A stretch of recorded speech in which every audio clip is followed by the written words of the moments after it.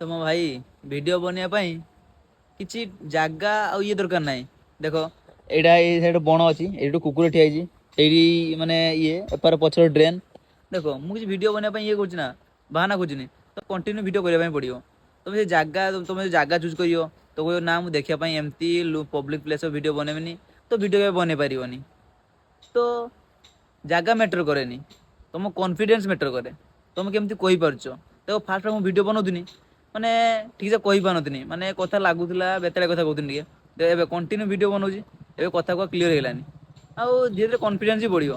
ଆଜିକା ଡେଟ୍ରେ ଯେ ଆଜିକା ଡେଟ୍ରେ ତମେ ଯଦି କିଛି ନିଜର କନଫିଡେନ୍ସ ଇଏ କରିପାରୁନ ନା, ସପୋଜ କାଲି ଏଇ କନଫିଡେନ୍ସ ଟା 100 ଜଣ ଲୋକ ଆଗର ମାନେ ତମେ କିଛି କହିପାରିବ, ସେତେବେଳେ ନିଜର କନଫିଡେନ୍ସ ଟା ବଢି ଯାଇଥିବ ନା, ସେତେବେଳେ ଆଉ ଡର ଲାଗିବନି। ଏବେ ଯେତେବେଳେ ଗୋଟେ ଡର ଲାଗୁଛି ଯେ 5 ଜଣଙ୍କ ସାମ୍ନା କିସ କଣ କହିମି କିସ କହିମି, ସେତେବେଳେ ଆଉ ଡର ଲାଗିବନି। ତ ଭିଡ଼ିଓ କଣ୍ଟିନ୍ୟୁ କର, ରହୁଛି।